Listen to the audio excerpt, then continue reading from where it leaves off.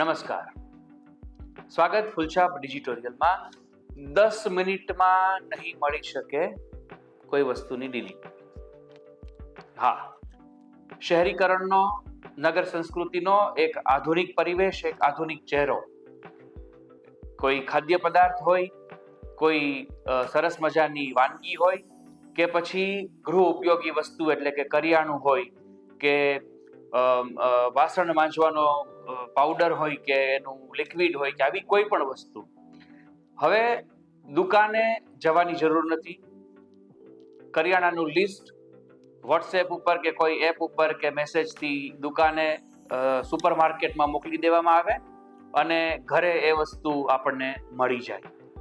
એવી જ રીતે ગરમ ગરમ પીઝા, ગરમ ગરમ પાઉંભાજી, સાથે સોફ્ટ ડ્રિંકની બોટલ અથવા ટીન એ પણ ઘરે બેઠા આવી જાય અને આપણે લાંબા પગ કરી અને ટીવી ઉપર મેચ કે મૂવી જોતા જોતા એ વાનગીનો સ્વાદ માણીએ છીએ. આ હોમ ડિલિવરી સિસ્ટમ આપણી નગર સંસ્કૃતિનો અભિન્ન હિસ્સો બની રહી છે. મોટા શહેરોમાં જ નહીં, મધ્યમ કક્ષાના નગરોમાં પણ આ કંપનીઓ સેવા એટલે કે વ્યવસાયિક સેવા આપી રહી છે. આ આપણને બહુ આધુનિક લાગતી બાબત છે, પણ એની પાછળ એક મોટા વર્ગનો ઘણો બધો સંઘર્ષ રહેલો છે. ઘણા બધા માનસિક તણાવ વચ્ચે કામ કરનારો એક વર્ગ છે, જેને આપણે આ ડિલિવરી બોય કહીએ છીએ, જેને ગીગ વર્કર્સ એવું કહેવામાં આવે છે.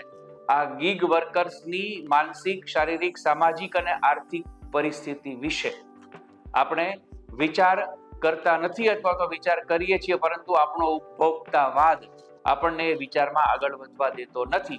સદનસીબે કેન્દ્ર સરકારે આ અંગે હમણાં વિચાર કર્યો અને વિચારનો અમલ પણ કર્યો, અને તેના પરિણામો થોડા ઘણા ગીગ વર્કર્સને સારા મળી રહ્યા છે. આખો મુદ્દો એ છે કે આ ગીગ વર્કર્સની સમસ્યાઓ માટે કેટલીક પહેલ કરવામાં આવી રહી છે. ફૂલછાપનો ડિજિટોરિયલ, ફૂલછાપનો ઓડિયો વિઝ્યુઅલ ઓડિટોરિયલ, ફૂલછાપ ડિજિટોરિયલ. મિત્રો, ગીગ વર્કર્સ એટલે કે ડિલિવરી બોયઝ, એના માટે ઘણી બધી બાબતો છે જે આપણા સમાજના ધ્યાન બહાર હતી. ઘણી બધી કંપનીઓ પોતાની જાહેરાતમાં, પોતાના માર્કેટિંગમાં એવું લખે છે કે તમે ઓર્ડર કરો એ પછીની 10 જ મિનિટમાં વસ્તુ તમારા ઘરના આંગણે.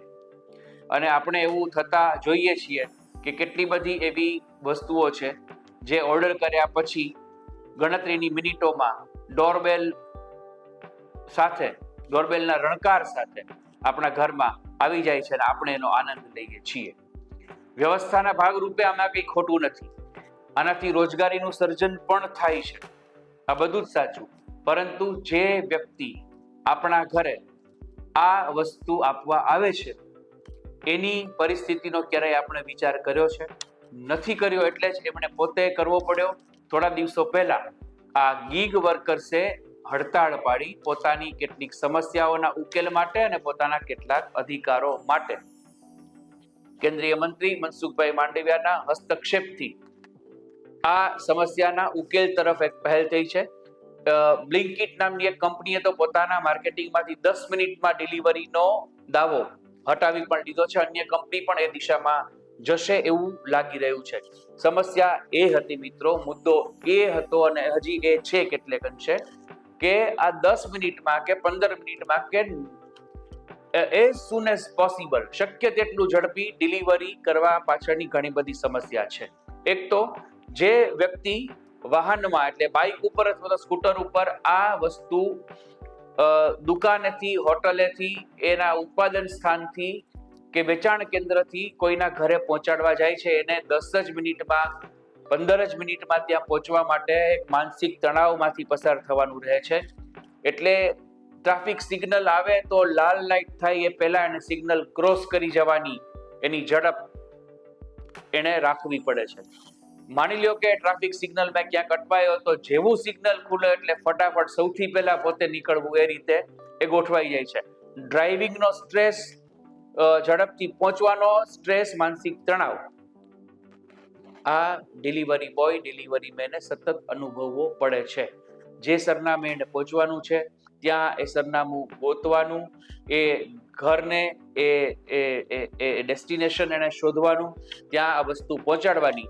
બીજો ઓર્ડર એના મોબાઈલમાં ઓલરેડી એનો આઈડી હોય એમાં આવેલો પડ્યો હોય, એને એટેન્ડ કરવાનો, ફરી પાછું ત્યાં જવાનું, આખો દિવસ સતત વાહન ઉપર ફરવાનું, અને આ 10 મિનિટમાં કોઈ વસ્તુ પહોંચાડવા માટે તેમને આર્થિક વળતર બહુ જ ઓછું, માનસિક સંઘર્ષ વધારે, શારીરિક તોડાશ વધારે, અને એની સામે એનું ન્યૂનતમ વેતન પણ ઘણી કંપનીઓ આપતી નથી. એ લોકોને ઇન્સેન્ટિવ આપવામાં આવે છે, એટલે કે પ્રોત્સાહક ભથ્થું. એટલે કે આખા દિવસમાં જેટલા વધારે ઓર્ડર એટેન્ડ કરવામાં આવે, ડિલિવર કરવામાં આવે, એટલા પ્રમાણમાં એને ભથ્થું મળી શકે. સામાન્ય રીતે એક ઓર્ડર અથવા તો એક ડિલિવરીએ 15 થી 25 રૂપિયા આ ડિલિવરી બોયને મળતા હોય છે. એવું પણ એક સર્વેમાં એવું તારણ નીકળ્યું કે 440 રૂપિયાનું ઇન્સેન્ટિવ એટલે કે વળતર મેળવવા માટે તેને 875 રૂપિયાના ઓર્ડરની ડિલિવરી કરવી પડતી હોય છે. હવે જો એક ઓર્ડરે એને 25 રૂપિયા મળતા હોય, મેક્સિમમ આપણે મહત્તમ એની મર્યાદા જોઈએ, જો એક ઓર્ડરે 25 રૂપિયા મળતા હોય તો એ 10 ઓર્ડર જો કરે તો એને સાંજ પડે 250 રૂપિયા, 300 રૂપિયા, 350 રૂપિયા મળી શકે. આપણે જાણીએ છીએ આપણા શહેરોની ટ્રાફિકની સમસ્યા કેટલી વકરતી જાય છે, શહેરોના વિસ્તાર વધતા જાય છે, એક જગ્યાએથી બીજી જગ્યાએ પહોંચવા માટે થઈને કેટલો સમય લાગે, એમાં રેલવે ક્રોસિંગ નડે, એમાં ટ્રાફિકના સિગ્નલ નડે, એમાં પુલને કારણે બનેલા ડાયવર્ઝન્સ નડે, અને આ બધું પાર કરીને પૂર્ણ કરીને ડિલિવરી બોયે 10 મિનિટમાં આપણા ઘરે આવવાનું હોય છે. આપણે ક્યારેય એની માનસિક પરિસ્થિતિનો વિચાર કર્યો નથી, એને મળતા ઓછા આર્થિક વળતરનો વિચાર કર્યો નથી. હવે આ 10 મિનિટમાં ડિલિવરીથી એને મુક્તિ મળી છે, એટલે કે આ કંપનીઓ હવે પોતાના કામદારો ઉપર એવું દબાણ નહીં લાવી શકે કે તમારે 10 જ મિનિટમાં ડિલિવરી કરવાની. ગ્રાહક પણ એવી અપેક્ષા રાખી નહીં શકે. અલબત્ત એક સર્વેક્ષણ ગ્રાહકોનું પણ થયું છે, અને એમાં 68% ગ્રાહકો એમ કહે છે કે હા ભાઈ, અમારે તો ઝડપી વસ્તુ જોઈએ, પણ બધી જ વસ્તુ ઝડપથી જોઈએ એવું નથી. કેટલીક જ વસ્તુ એવી છે જેની અમારે ફાસ્ટ ડિલિવરી જોઈએ છીએ. અને બાકીના ગ્રાહકોએ એવું કહ્યું છે કે અમને કોઈ ઉતાવળ નથી, આટલી બધી અલ્ટ્રા ફાસ્ટ ડિલિવરીની અમને જરૂર નથી. સમાજ આમાં બે ભાગમાં વહેંચાયેલો છે. કેટલોક વર્ગ એવું માને છે કે કોઈ વસ્તુ ખાવી હોય તો એ હોટેલ અથવા તો એ ફૂડ પાર્લરે જઈને જ ગરમા ગરમ જ ખાવી, તો જ એનો આનંદ આવે, તો જ એની મજા આવે. કેટલાક લોકો એવા છે જે લોકો બહાર જઈ નથી શકતા, વાહનની સગવડ નથી, અથવા એ લોકો એમ માને કે આટલું ઈંધણ બાળવું ને આપણે આટલો સ્ટ્રેસ લેવો, એની બદલે ઘરે જ વસ્તુ આવી જતી હોય તો આપણે ખાઈ અને આપણું ભોજન અથવા તો આપણો નાસ્તો કરી લઈએ. આ બધાની પોતપોતાની સવલત અને સગવડની વાત છે, પણ આપણે આપણી સવલત મેળવવામાં, આપણી સુખાકારી માટે અન્ય કોઈના માનસિક અને શારીરિક દબાણનો ઉપયોગ કરીએ છીએ, અને આ ડિલિવરી બોય પોતાનો જીવ જોખમમાં મૂકીને આપણા ઘર સુધી વસ્તુ પહોંચાડે છે. અલબત્ત એમને એના પૈસા મળે છે, એ લોકોનું પણ ઘર ચાલે છે, પણ બહુ જ ઓછા પૈસા એ લોકોને મળતા હોવાનું પણ સ્પષ્ટ છે. સરકારે જે પહેલ કરી છે બહુ આવકાર્ય છે. આ ડિલિવરી બોયને 10 જ મિનિટના બંધનમાંથી મુક્તિ મળી છે. આ ડિલિવરી બોયના બીજા કેટલાક સંઘર્ષો પણ છે, જેમ કે ઓનલાઈન શોપિંગની જાહેરાત જોઈ અને કોઈ વસ્તુ ગ્રાહક મગાવે અને પછી એ ફોટોમાં અથવા તો માર્કેટિંગના કોઈ રીલમાં કે વિડીયોમાં બતાવેલી જ વસ્તુ જેવી વસ્તુ ન હોય તો કંપની સામે દાવો કરવાની બદલે, કંપની સાથે ઝઘડવાની બદલે ડિલિવરી બોયને પણ લોકો ધમકાવતા હોય, એની સાથે ઉદ્ધત વર્તન કરતા હોય એવું બને. 3-4 મિનિટ 5 મિનિટ કોઈ સાચા કારણે આ ડિલિવરી મોડી થઈ જાય તો પણ ડિલિવરી બોયને ધમકાવતા હોય એવું બને. એટલે ઓછું વળતર છતાં અપમાનિત થવું અને જીવના જોખમે ડિલિવરી કરવી, આવા મનોસંઘર્ષમાંથી આ ગીગ વર્કર્સ પસાર થતા હોય છે. સરકારે આ ટાઈમ બાઉન્ડ જે એના સમયની અને અવધિનું જે બંધન હતું એમાંથી આ લોકોને મુક્તિ આપી છે. હવે સરકાર આ કંપનીઓ ઉપર એવું પણ દબાણ લાવે કે આ લોકોને ન્યૂનતમ વેતન તો આપવું જ પડે, એટલે કે ચોક્કસ પગાર આપો, પછી એની ઉપર ઇન્ટેન્સિવ એટલે કે પ્રોત્સાહન બધું આપો કે એને કામ કરવાનો માસિક પગાર તો નક્કી હોય જ. એ ઉપરાંત પછી એ જેટલા પણ ઓર્ડર એટેન્ડ કરે ડિલિવર કરે એના ઓર્ડર દીઠ એને ટકાવારી અથવા તો જે કોઈ પણ કંપની નક્કી કરે તેને ઇન્સેન્ટિવ મળે. તો આ લોકોનું સમાજના એક આ સંઘર્ષશીલ વર્ગનું આર્થિક ભાવિ પણ મજબૂત થશે. આ વર્ગ એટલે કે જે ગીગ વર્કર્સ છે એમાં તમે ઓલા અને ઉબેરના ડ્રાઈવરનો પણ સમાવેશ કરી શકો, કારણ કે એ લોકો પણ બહુ ઓછા સમયમાં આપણે જ્યાં ઊભા હોઈએ છીએ ત્યાં પોતાની કાર લઈને આવી જતા હોય છે. આ લોકોને જે સંઘર્ષનો સામનો કરવો પડતો હોય છે એની સામે મળતું એમનું વળતર બહુ ઓછું છે. સમાજ તરીકે પણ આપણે આ જોવું જોઈએ. આપણી સગવડ, આપણા ઘરે નિશ્ચિત સમયમાં આવી જતી આપણી ગમતી કે ભાવતી કે જરૂરી વસ્તુ એ આપણી અગ્રતા હોય, પણ આખરે એ આપણે મેસેજ કરીએ અને આપણને મેસેજ આવે કે your order has been delivered, એ બંનેની પાછળ તો કોઈ માણસ જ છે.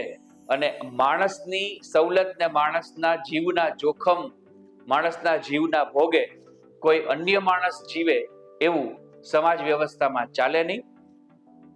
આધુનિકતાને, કોઈ પણ વ્યવસ્થાની આધુનિકતાને અને આધુનિક વ્યવસ્થાને આપણે અવગણીએ નહીં, ટેકનોલોજીની ટીકા ન કરીએ, એનો સદુપયોગ કરીએ, પરંતુ સામાજિક માળખું ખોરવાય અને વર્ગ વિગ્રહ જેવી સ્થિતિ ઊભી થાય એમાં સમાજ તરીકે પણ આપણે નિમિત્ત ન બનીએ. સરકારે જે પગલું ભર્યું છે એમાં આપણે પણ સહયોગ આપીએ અને જે કંપની જે અસહયોગની, અસહકારની જે વાત છે ગાંધી વિચારની, એ અહીંયા આવે છે કે જે કંપની પોતાના કામદારોનું શોષણ કરતી હોય, જે કંપની પોતાના કામદારોને યોગ્ય વળતર ન ચૂકવતી હોય, જે કંપની પોતાના કામદારો ઉપર વધારે દબાણ કરતી હોય, એ કંપનીની વસ્તુ જ ખરીદવાનું બંધ કરીએ તો કંપનીઓએ આપોઆપ નીચે આવવું પડશે. અને સમાજના આ યુવાનોને, આ રોજગારી માટે સતત સંઘર્ષ કરતા યુવાનોને રોજગારીની સાથે સન્માન અને સલામતી પણ મળશે. નાની લાગશે, થોડી કદાચ ઇમ્પ્રેક્ટિકલ લાગશે, એવી આ વાત ખૂબ મહત્વની અને સાચી છે. ફૂલછાપ ડિજિટોરિયલમાં આજે આટલું. ફરી નવા કોઈ વિષય સાથે સંવાદ કરશું. ફૂલછાપનો ઓડિયો વિઝ્યુઅલ એડિટોરિયલ, ફૂલછાપ ડિજિટોરિયલ.